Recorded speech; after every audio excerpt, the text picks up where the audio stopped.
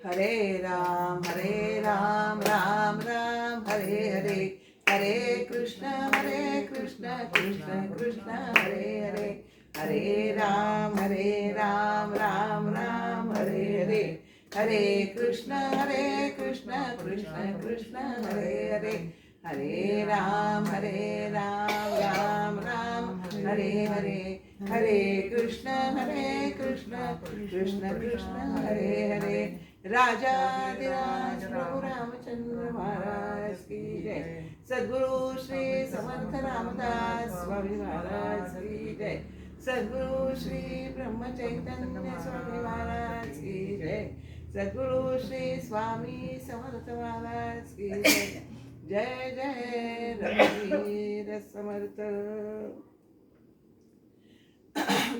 गणेश शारदा चैव सद्गुरु सज्जन सखा, आराध्य दैवतं गुह्यं सर्वं मे रघुनन्दना।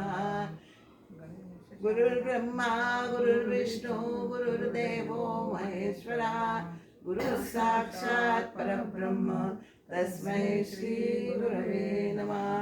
शुका सारिखे पूर्ण प्रैराग जाचे, वसिष्ठा परी ज्ञान योगेश्वराचे, कवी वाल्मिका सारिखा मान्य ऐसा नमस्कार माझा सद्गुरु रामदासा। मला वाटते अंतरी पावसावे, तुझ्या दास बोधासी बोध व्हावे, अपत्या परी पाववी प्रेम ग्रासा, महाराज या सद्गुरु रामदासा। राजाधिराज प्रभु रामचंद्र महाराज की जय।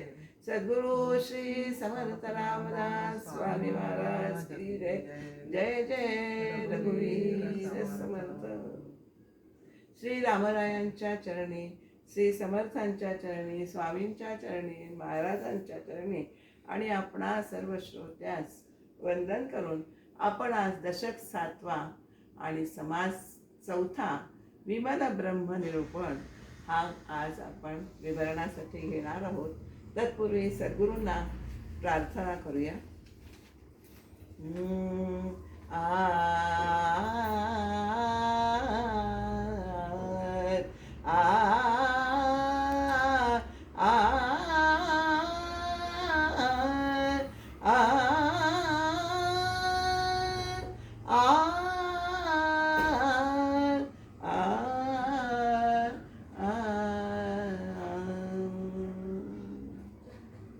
सद्गुरु बिन तुझा नाही अन्यत्राता, विनम्र भावे पदी ठेविते माता। सद्गुरु बिन तुझा नाही अन्यत्राता, भक्ती भावाचे जल शिंपून हृदय घातले आसन। सद्गुरु व्हावे तुम्ही विराजमान, विनविते तुम्हा जोडुनी हाता। सद्गुरु बिन तुझा नाही अन्यत्राता, विराजमान होता गुरु अंतरात, मानस पूजेसी केली सुरुवात। सद्गुरु झाले तेने प्रसन्न चित्त, कृपा शिष्य लाभता वाटे बजलन्यता।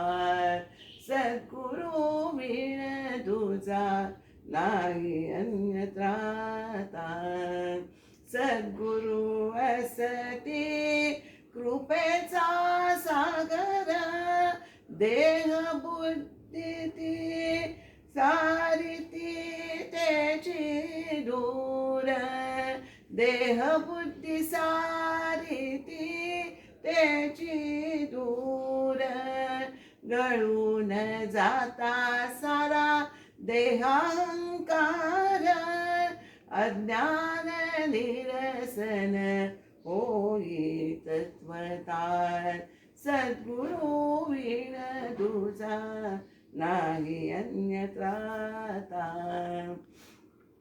ज्ञान होता स्वस्वरूपाचे स्वरूप आकडे परमात्म्याचे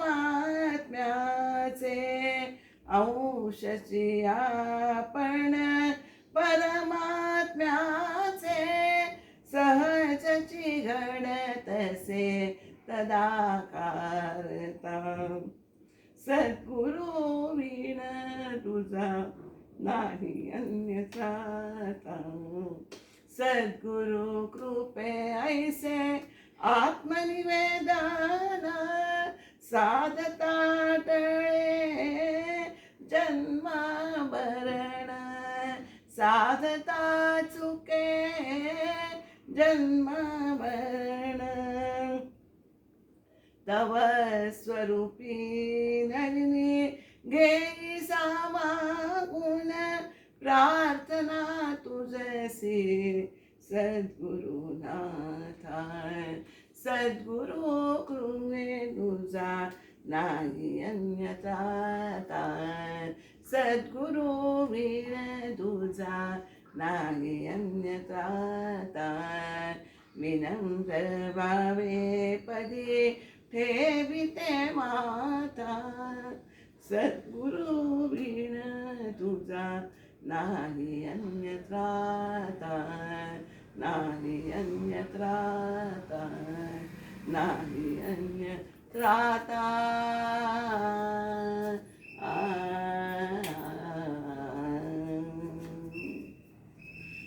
सद्गुरूंचा स्तवन आपण केलेलं आहे.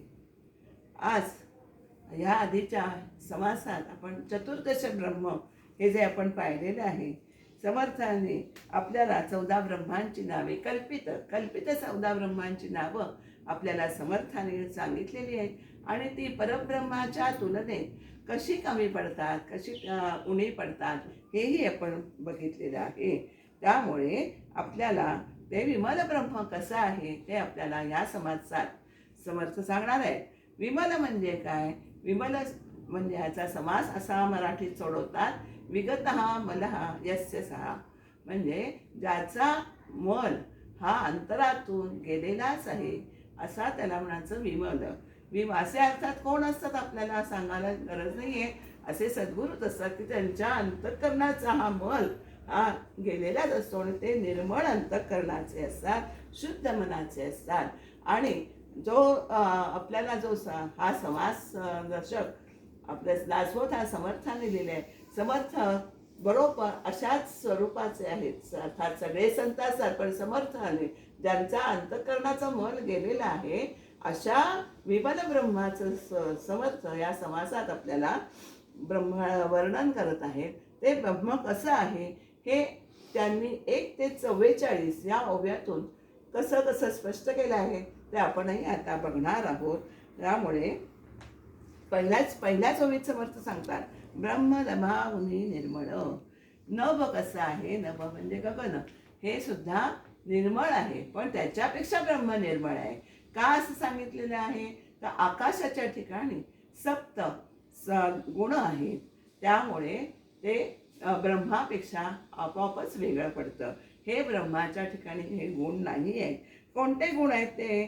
तर काम क्रोध शोक मोह भय अज्ञान शून्यत्व पाहो ऐसा सप्तविध स्वभाव आकाशाचा, असा 8व्या दशकात ज्ञानदशकात आपल्याला 5व्या समासात समर्थांनी म्हटलेलं आहे.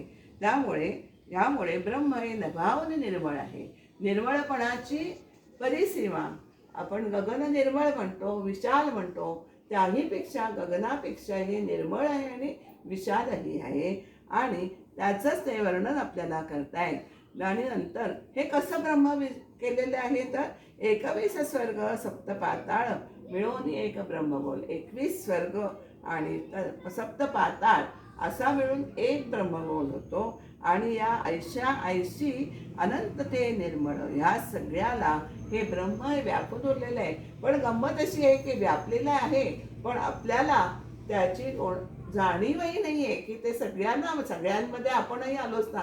मानवी देह आला, पण मानवीची प्रवृत्ती अशी आहे की ते अज्ञान असल्यामुळे ते ब्रह्म व्यापलेलं आहे आपल्याला, तर आपल्याला समजतच नाही आहे. तसं त्याचंही त्यांनी उदाहरणं आपल्याला भरपूर दिलेली आहेत. अनंत ब्रह्मांडाखाली म्हणजे आपण सगळीकडे पाहू, वरती खालती सगळीकडे ते ब्रह्म हे भरून राहिलेलं आहे. अणु मात्र नाही, म्हणजे कुठलं स्थळ रिकामच नाहीये. रिता ठावा राघवेण नाही, असं मनाच्या श्लोकातही समर्थांनी म्हटलंय.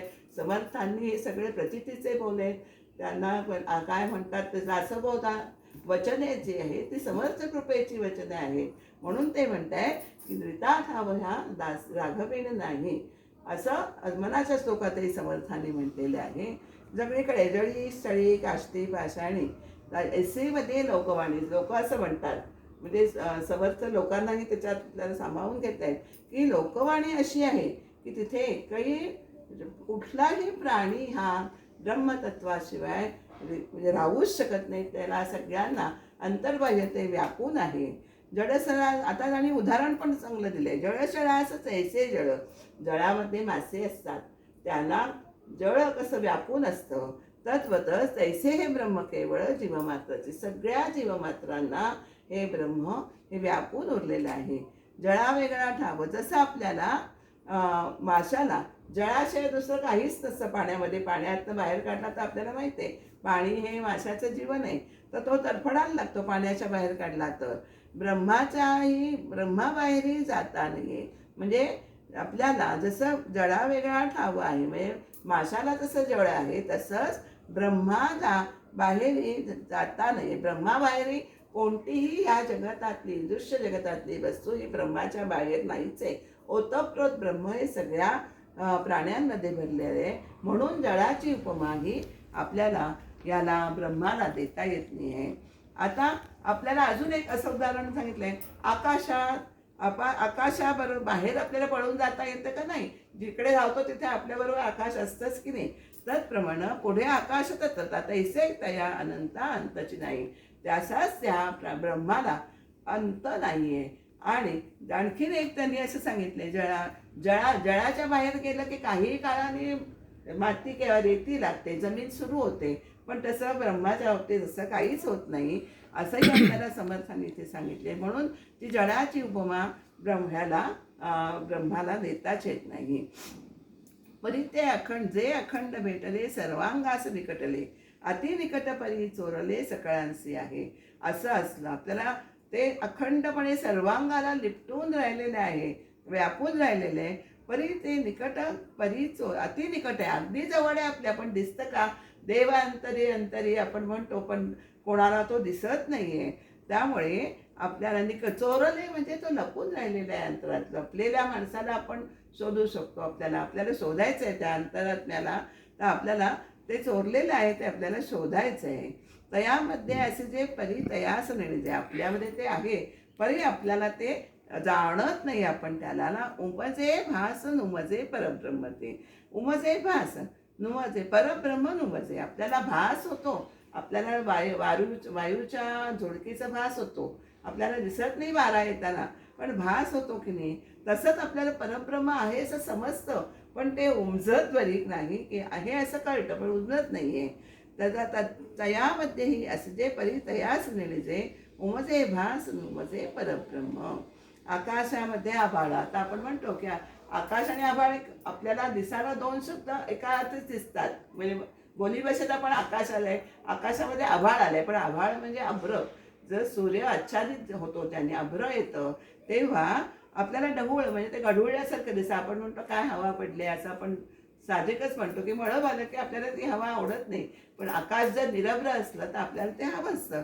त्यामुळे ढगुळ म्हणजे ते गढूळ असल्यासारखं वाटतं. परी ते नित्या निवळ आकाशाचे याचे, जर ते आणि ते गढूळलेपण म्हणजे ते आकाशाचं अभ्र गेलं की आपल्याला निवळ म्हणजे निखळ असं आपल्याला आकाश आपल्याला दिसतं.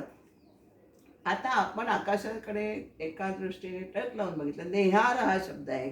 नेहार देता आकाशी. जर आपण आकाशाकडे बघितलं तर आपल्याला निरनिराळ्याची चक्र, आपल्याला आकाशात निरनिराळे आकार आपल्याला दिसतात.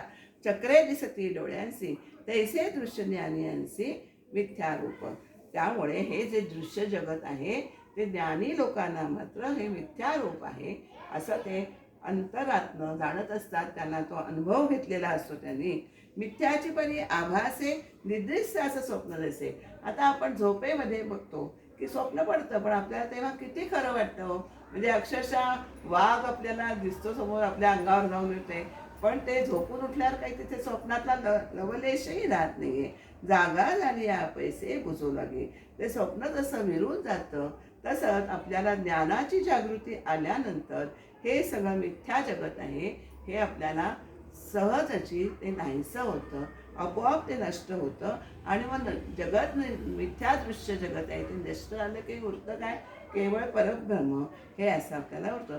तसं तैसे आपुले अनुभवे ज्ञाने जागृतीचे यावे. आपल्याला ज्ञानाची जागृती येणं हाच या ग्रंथकाराचा म्हणजे समर्थांचा हेतू आहे प्रत्येक माणसाला. म्हणून अज्ञेच्या जीवांप्रती कळवळा असे संतांच्या चित्तामध्ये असतो. म्हणूनच त्यांनी आपल्याला हे सगळं त्यांना आपल्याला इतकं समजावून सांगतात की ते आपण घ्यायला कमी पडतो.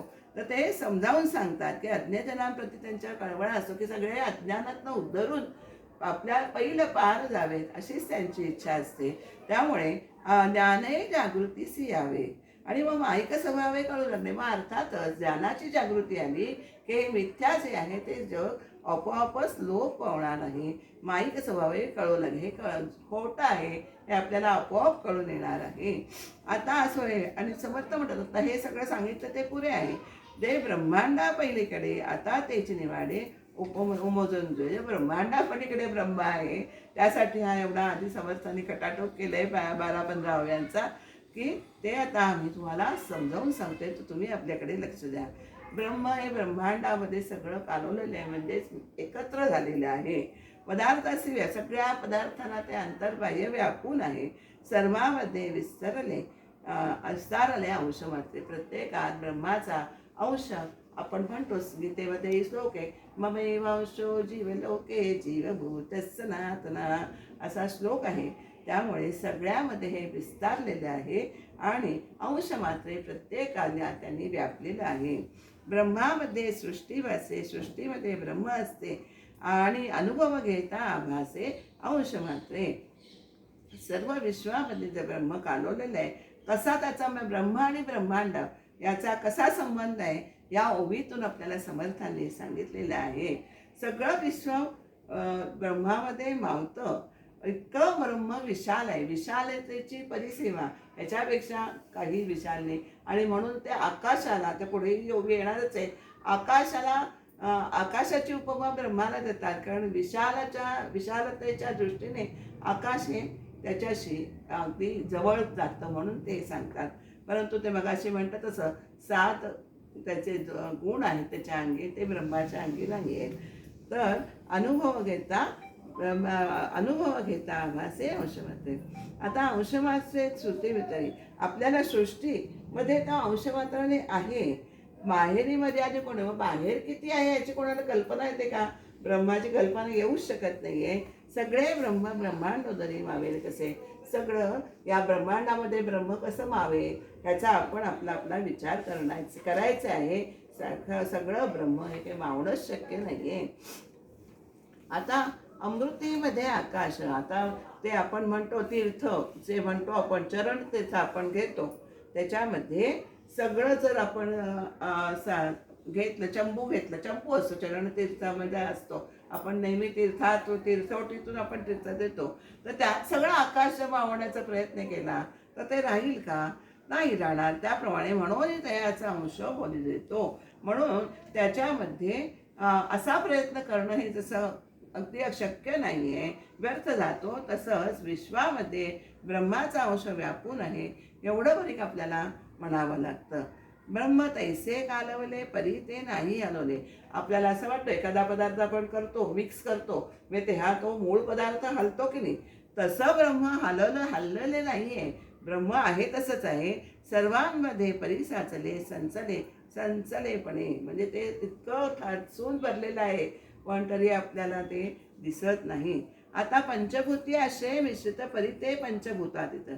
पंचभूतांचं हे सगळं विश्व माहिती आहे आपल्याला सगळ्यांना, परंतु ते ब्रह्म कसं आहे ते पंचभूतातीत आहे, पंचभूतांच्या पलीकडे आहे. पंकी आकाशालिप्त असोनी ठेल्या. आपल्याला चिखल म्हणजे पाणी आणि चिखल एकत्र असतं तर आकाशात प्रतिबिंब त्या चिखलात पडतं, परंतु आकाशाला त्याचा चिखल लागतो का? नाही लागत. म्हणजे ते आकाशा चिखलापासून ते अलिप्त असतं. म्हणूनच ब्रह्मास दृष्टांत नकडे बुजावया देणेकडे परिदृष्टांती साहित्यपडे विचारिता आकाश. मग असे म्हटलं तसं की अत्यंत जवळचं आकाश हे सदृश म्हणजे आहे, विशाल आहे, निरभ्राय निर्मळ आहे. म्हणून आपल्याला वाङ्मयामध्ये आकाशाचा दृष्टांत ब्रह्माला दिला जातो, आपल्याला असं दिसतं. आता आपण बघितलंय मग परवात खम ब्रह्मा ऐसे श्रुती गगना सदृश हे स्मृती. खम ब्रह्म, श्रुती काय सांगतात? खम ब्रह्म हे ब्रह्म आहे. गगन सदृश ते गगनासारखं आहे, सारखं म्हणजे ते नाही, त्याच्या सदृश आहे. त्यामुळे ब्रह्माचा दृष्टांती आकाशाचा दिला जातो. आता तसं एक उदाहरण अजून त्यांनी दिलंय. काळीमा नसता पितळ. पितळ्याला एरवी पितळ सुद्धा पिवळं दिसतं, सोनं पण पिवळं दिसतं, पण पितळ्याच्या ठिकाणी जो काळीमा म्हणजे काळपटपणा आहे तो नसता तर ते पितळ नसतंच राहिलं ना, सोनंच झालं असतं. असं म्हणून तसं शून्यस्व नसता निव्वळ आकाश ब्रह्म. जर त्याच्याकडे शून्याचा दोष नसेल तर ते आकाश हे परब्रह्मच झालं असतं. म्हणून ब्रह्म ऐसे गगन आणि माया जैसा पवन. ब्रह्मा हे आकाशासारखं आहे आणि माया कशी आहे? पवन. आकाशात वाऱ्याची झुळूक कशी सहज येते, तद्वतच ब्रह्माच्या ठिकाणी ही माया आपोआप उत्पन्न झालेली आहे. एकोम बहुसमा संकल्प आहे, पण ती कशी आली? निराकार निर्विकार ह्याच्यामध्ये ब्रह्मात माया शिरली कशी? हा प्रश्न पुढे शिष्याने त्यांना विचारलेला आहे. तर आकाशात जशी वाऱ्याची झुळूक सहज येते तशी ब्रह्माच्या स्वरूपात ही माया प्रगट झालेली आहे, आपोआप निर्माण झाली. आढळे परिदर्शन नव्हे त्याचे. आपल्याला पवन म्हणजे वाऱ्याच्या झुळकीचे आपल्याला दर्शन होतं का? घडत नाही. ती जाणवतं पण दर्शन त्याचं होत नाही. शब्दसृष्टीची रचना होत जाते क्षणाक्षणा. आता प्रत्येक जण आपण प्रत्येक शब्द बोलत असतो, ही रचना कशी आहे? हो, अशा कित्येक रचना आपण बोलतो, बोललेले शब्द विरून जातात आणि त्याचप्रमाणे होत जाते क्षणाक्षणाला आपण बोलतो आणि ते शब्द हे विरून जातात. परी ते स्थिरावेना वायूच जैसे. परंतु एका ठिकाणी ते शब्द स्थिर राहिलेले दिसतात का आपल्याला? शब्द बोलला, तोंडातनं गेला, आपण म्हणतो ना तोंडाची वाफ नको दौडूस.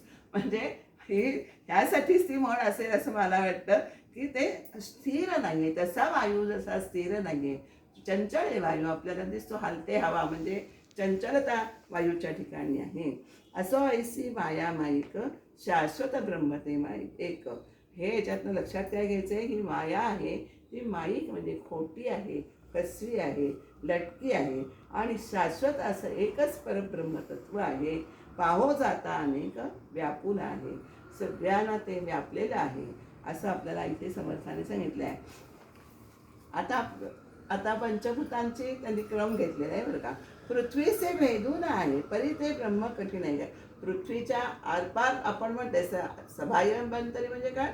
पृथ्वीच्या आरपार पण आहे, पण ते ब्रह्म कठीण आहे का? हो नाही. ब्रह्म अतिशय कोमल आहे. दुजी उपमानच आहे तया मृदत्वाची. मृदत्व म्हणजे सूक्ष्म आहे, त्याला त्या ठिकाणी आपल्याला तिथे दुसरी उपमा देताच येत नाही. म्हणजे ब्रह्म हे पृथ्वीसारखं वेधून गेलं तरी ते कठीण नाही आहे. पृथ्वीहून मृदजळ. आता त्यांनी असा सृष्टीतील पदार्थांचा क्रम घेतलेला आहे. कशाहून काय कोमल आहे? कोमल आहे म्हणजे सूक्ष्म आहे. पृथ्वीहून मृदजळ. आपण उलट्या क्रमाने जायचंय. पृथ्वी आप तेज वायू. आकाशापासून निर्मिती होते. आकाश, मग वायू, मग अग्नी, मग जळ आणि मग पृथ्वी.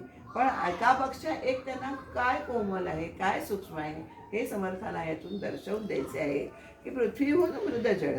पृथ्वीहून पाणी हे जळ म्हणजे पाणी म्हणजे जळ हे सूक्ष्म आहे. आपल्याला बघा सगळे ठिकाणी पाणी दिसतं का? सगळीकडे दिसत नाही आहे. आपण गेलो सगळी, तर पृथ्वीवर पाणी सगळीकडेच झालं असतं ना. तर पाणी हे पृथ्वीपेक्षा सूक्ष्म आहे. त्याच्याहून काय अनळ, अनळ म्हणजे अग्नी, त्याच्याहून तो अगदी सूक्ष्म आहे. आणि आणि अनळाहून कोमळ वायू जाणावं, आणि वायू हा अनळ म्हणजे अग्नीपेक्षाही कोमल आहे. वायूहून ते गगन कोमल, वायूपेक्षा सुद्धा गगन अजून सूक्ष्म आहे. आणि अत्यंतची मृद जाणं, गगनाहून मृद पूर्ण ब्रह्म जाणावे. आणि या ब्रह्मा हे आकाशापेक्षा सुद्धा अत्यंत सूक्ष्म आहे, असा आपल्याला इथे सांगता येतं. समर्थाने हा घटनाक्रम, सृष्टीतील घटनाक्रम आपल्याला कशापेक्षा काय कोमल आहे किंवा सूक्ष्म आहे सांगितले आहे. आता वज्रास असे भेदिले परु मृदत्व नाही केले, उपमय रहित संचले कठीण ना मृद. आता हे कसं आहे की वज्र आपल्याला मगाशी मी सांगितलं कठीण असतं, परंतु त्याचं सूक्ष्मपण जे आहे ते कमी झालेलं नाही आहे. म्हणून ही उपमा ब्रह्माच्या ठिकाणी लागू पडत नाही. पृथ्वीमध्ये व्यापून असे पृथ्वी नासे, ते न नासे.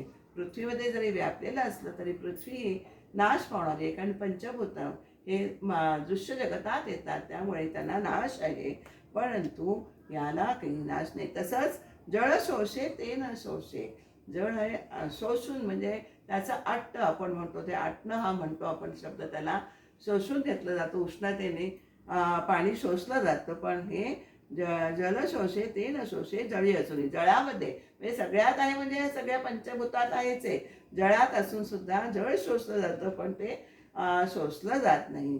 नंतर तेज असे परी जळेना, तेज आहे, अग्नी आहे, पण त्याच्याने जळत नाही. मनाच्या श्लोकात सुद्धा हा उल्लेख आलेला आहे बरं का, की कशाने ते जळत नाही, चळत नाही, ढळत नाही, असा खूपच छान जळेना चळेना ढळेना ढळेना असा तो छान असा अनुप्रासयुक्त श्लोक आहे. तर तेज असे परी जळेना, तेजामध्ये आहे पण ते जळत नाही आहे. पवनी असून चळेना, वाऱ्यामध्ये पण आहे पण ते चळत नाही आहे, हलत नाही आहे. आणि गगनी असे परी कळेना परब्रह्म, गगनात परब्रह्म दिसतंय का आपल्याला? आपली ती दृष्टीच नाही हो आपल्याकडे. तर आपल्याला सगळ्यांना आपण कुठे पोचलो असतो, पार गेलो असतो, पण हे परब्रह्म हे गगनात असून सुद्धा आपल्याला कळत नाही आहे. शरीर आपलं जसं पंचभूतांचं शरीर बनलेलं आहे, त्यामुळे शरीरात सुद्धा ते सगळे ठिकाणी व्यापलेलं आहे, भरून राहिलं आहे, परी ते आपल्याला आढळत नाही आहे. तर चोरला आहे बघाशी तो शब्द आला की लपून बसलेला आहे, ते आपल्याला शोधायचं आहे. जवळीच दुरावले नवल कैसे, हे कसं काय हे किती नवल आहे की आपल्या इतकं जवळ आहे पण ते आपल्याला दुरावलेलं आहे, आपल्यापासून दूर आहे.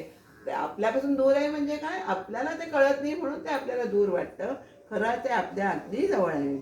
सन्मुखची चौकडे तयामध्ये पाहणेकडे, बाह्याभ्यंतरी रोकडे सिद्धची आहे. जिकडे पाहावे तिकडे हे ब्रह्म समोरच आहे आपल्याला. सर्व शेषात सुद्धा आपण अवत्वमा असं आपण सगळं म्हणतो. उत्तरेकडे दक्षिणेकडे सगळीकडे ते खाली वरती सगळं भरून आहे.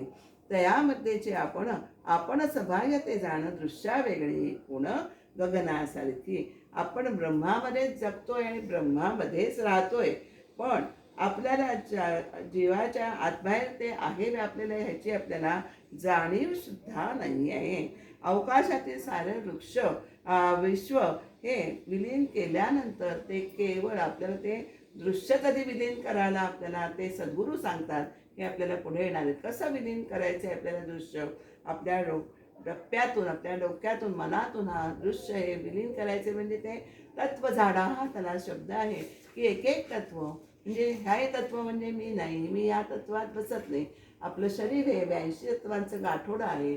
प्रत्येक तत्वामध्ये ब्रह्मांडाच्या तत्वात विलीन केली की उरते ते केवळ परब्रह्म, हे असं आपल्याला समजायचं आहे. आणि ही गोष्ट आहे ते समर्थ म्हणतात ही आपल्याला खुणेनेच समजावी, ह्याच्यापेक्षा आपल्याला अजून काही सांगता येणार नाही ब्रह्माबद्दल. तर त्यामुळे ब्रह्म जाणायचे, ते कसं जाणायचे तर संत सज्जनांनी जी खुणा केली, त्यासाठी आपल्याला संत संघाची अत्यंत नितांत गरज आहे. कारण त्यांनी अनुभव घेतलेला आहे त्यांचा, त्या मार्गावरून ते गेले, तेच आपण त्या मार्गावरून जाऊन आपण तेच व्हायचं आहे, म्हणजे ते परब्रह्मच आपल्याला व्हायचे आहे.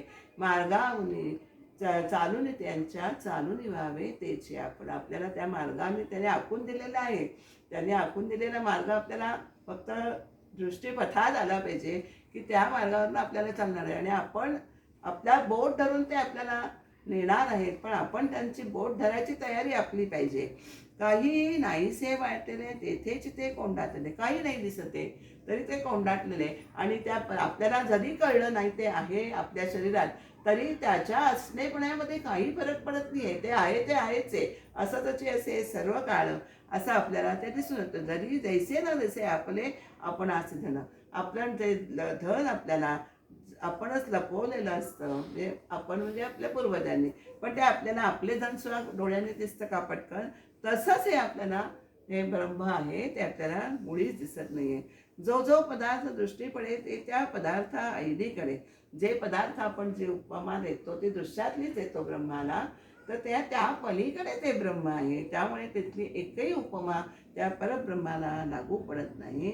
अनुभव हे कुवाडे उकलावे. म्हणजे हे आपण आपल्याला अनुभवाने ते सूक्ष्म ब्रह्म जाणाच आहे असं आपल्याला समर्थांनी सांगितले आहे. मागे पुढे आकाश पदार्थ विण जो पैस, पृथ्वी विण बकास एक रूप. आपण सर्व प्रधान पदार्थांना आकाश मागे पुढे व्यापून आहे, तसंच आपल्याला हे ब्रह्म मागे पुढे व्यापून आहे. सर्व पदार्थ नाहीसे झाले तरी काय होतं, परब्रह्म हे तसं तर तसंच राहतं. आणि जे जे रूप आणि नाम ते तो नाथिलाचे भ्रम.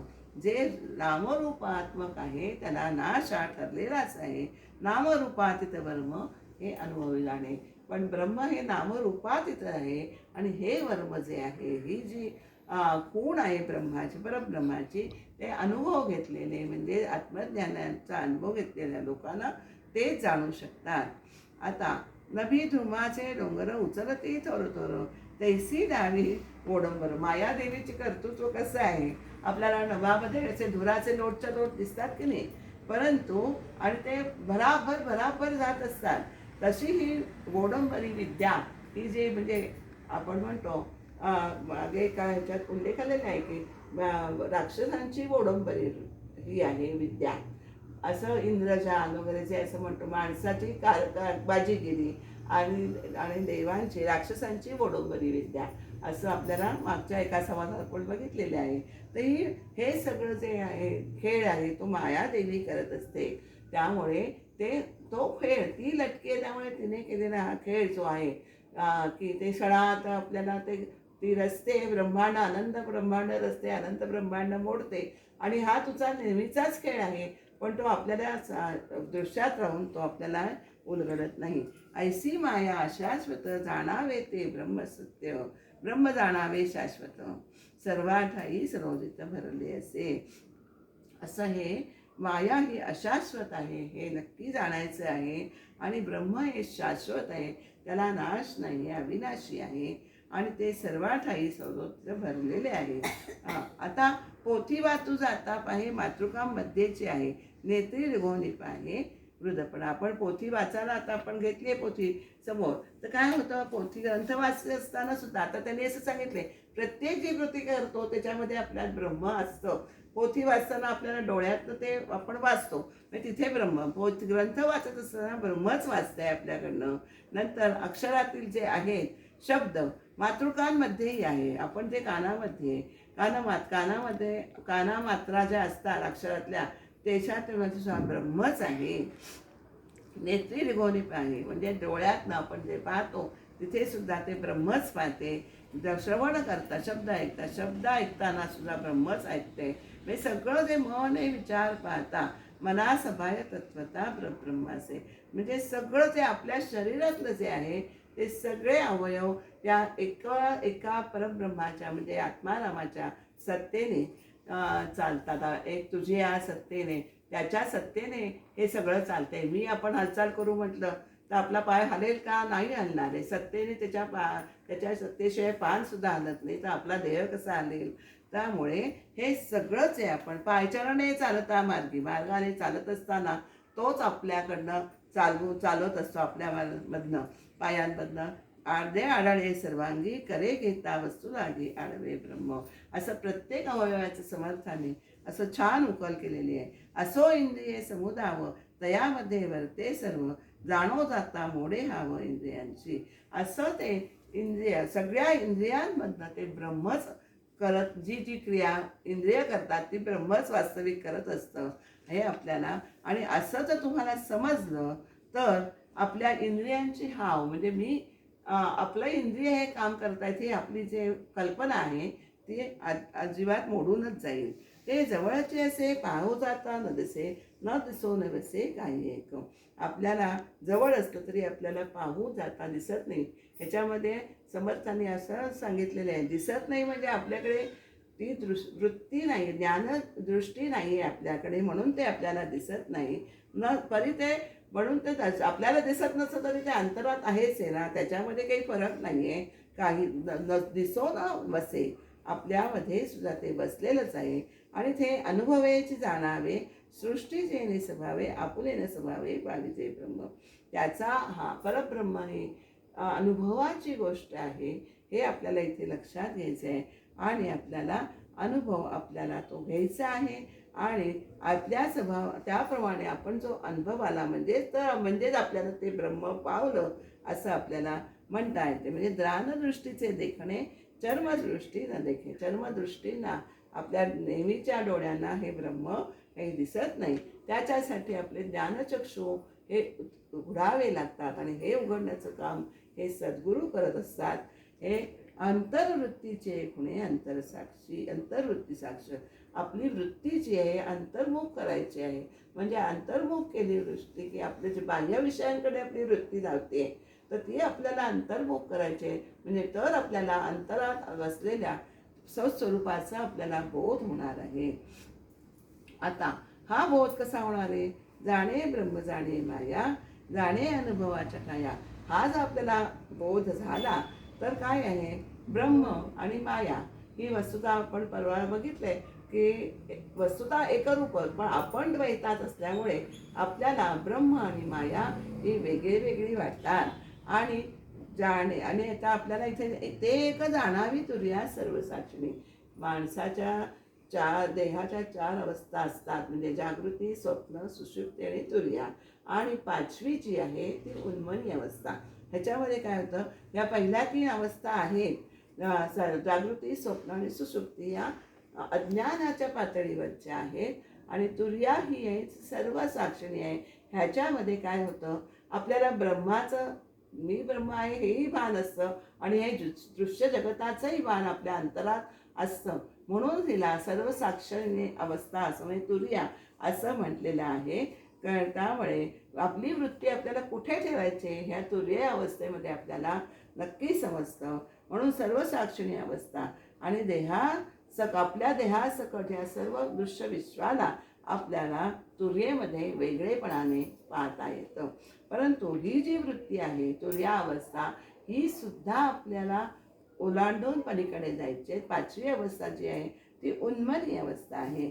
साक्षात्व वृत्तीचे कारण, तिथे वृत्तीचा थोडा अंश तुर्येमध्ये शिल्लक असतो. मला भान आहे, मी ब्रह्म आहे याचं, हे भान सुद्धा तुमचं जेव्हा विरून जाईल तेव्हा ही उन्मनी अवस्था, म्हणजे वृत्तीची निवृत्ती आपणासकट, आपल्या सकट ही वृत्तीची सुद्धा निवृत्ती झाली की मग ही उन्मनी अवस्था ही प्राप्त होते. जेथे विरे जाणपण विज्ञानते. विज्ञान म्हणजे काय? मुरलेलं आत्मज्ञान.